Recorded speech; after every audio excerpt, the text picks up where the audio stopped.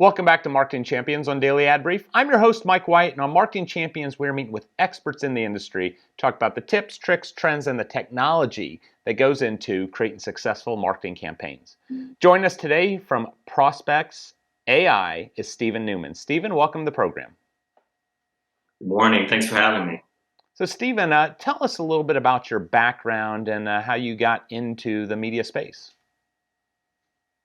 Sure. Basically, I grew up in market research, customer experience management, had the opportunity to work with a lot of blue chip brands and different verticals and so forth. And then some years ago, went off on my own to start ProspX. And the value proposition has really grown, and we're all about disruption. We're basically a market research and digital marketing agency.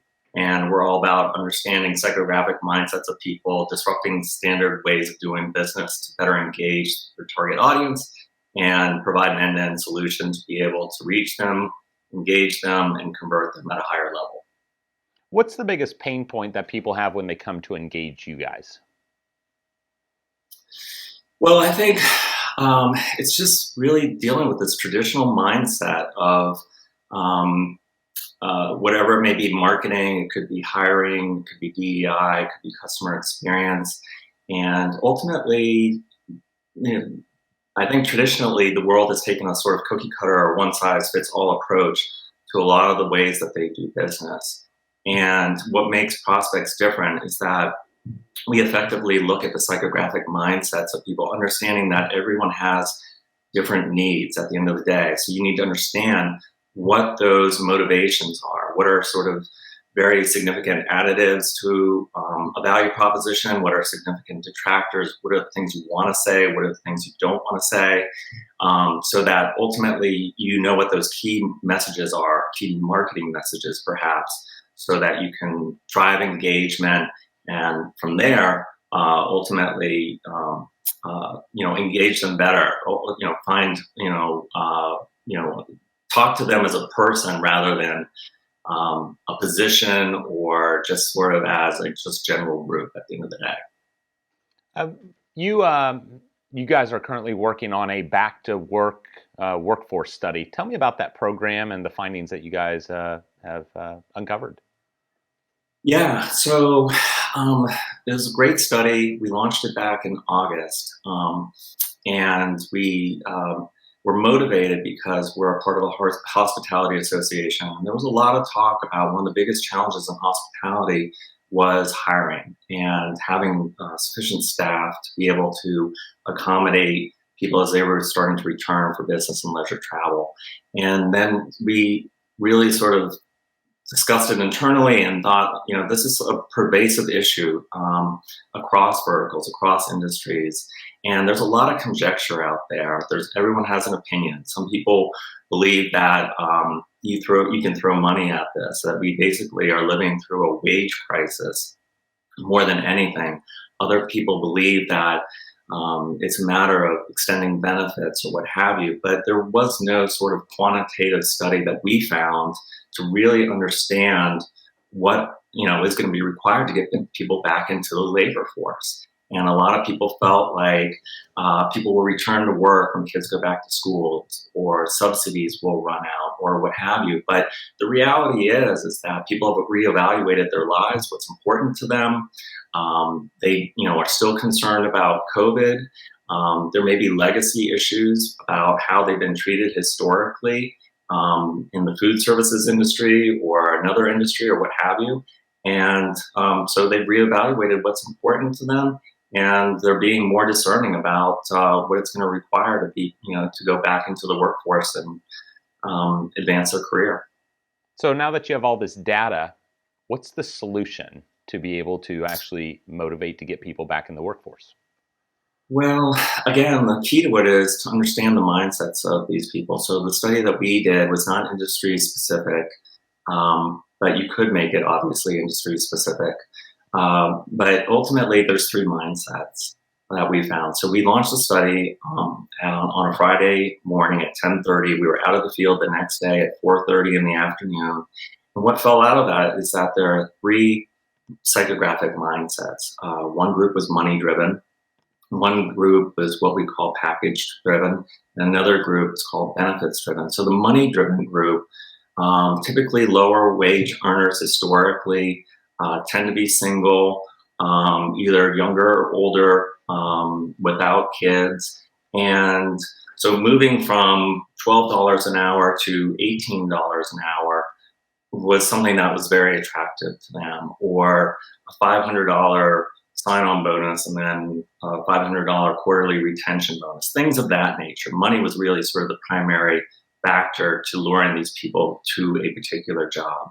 The package-driven segment, higher wage earners, so the offering had to be a bit more gestalt at the end of the day. They wanted sort of a balance of compensation, benefits, and culture, right? The job was more than a job to them. It's a career, and they wanted the 401k. They wanted choice in healthcare plans, things of that nature. They wanted technology to reduce mundane work that they may have historically been doing. And then you had a package or benefits-driven group that typically skewed towards women, younger moms, especially younger kids, and we hypothesize may have a partner that offers traditional benefits, already has traditional benefits within the household. So those 401ks and healthcare choice options were a bit less important. But what was more important to them was having childcare nearby, potentially a subsidy for childcare, things of that nature, being a subsidy for direct transportation to and from work, things of that nature. So, and also the ability to advance their career, continuing education. So very aspirational group as well. So the point is that there are very different motivating factors for these different mindsets. So if you take a cookie cutter approach to hiring, where you think it's sufficient to say, put up signs that say we're hiring, or to advertise $17 an hour, that doesn't make you special. Everyone's hiring. And so you have to figure out what it is that you can offer that is truly going to differentiate yourself in the marketplace. Understand that mindset that you want to go after. Then you have to effectively develop that creative around that mindset, and then take a much more informed approach to your media buying so that you can reach those people. So we partnered with an agency out of New York, Dom Camera, to leverage the Simmons MRI database to understand. Basically what we did was we came up with a set of attributes for each of these mindsets, based on how these people best describe themselves. So, money being important, or spending time with children, or advancement of career, and so forth. And then effectively what that allows us to do is extrapolate that to those populations to understand where they spend their time in terms of print, radio, TV, websites, and so forth. So then we can say, okay, this mindset, basically spending their time watching these types of programs or these types of networks or what have you, or on these websites. So you're not just informing your hiring strategy, but you're effectively informing your media buying strategy as well. Absolutely. And with companies like Simplify and Trade Desk that can get down to the granular data and know people's habits, you are really profiling in advance by doing the research instead of just throwing dollars out there at linear TV or whatnot. You're able to get down to who the audience is, what the message needs to be to increase the effectiveness of their advertising campaign. That's exactly right. And the key to it is that it's not based on demographics, it's based on psychographics. So demographics historically just have not hung together very well. It falls back on that, one size fits all sort of cookie cutter approach. And quite honestly, you can't leverage demographics for targeting people for hiring practices and so forth, right?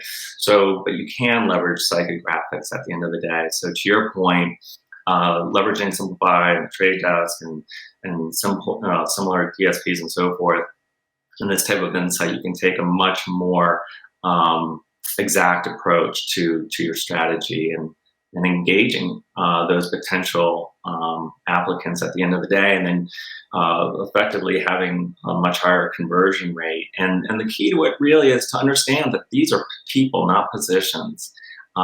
So, to understand that a $400 credit might be really important to somebody, whereas somebody, further along in their life stage, they may opt for a car allowance, or that person that opted for the child care credit as their kids get older might opt for something else. So we would sort of advocate almost a prefix menu that employers could leverage so that people could really make the compensation package, the benefits package, their own.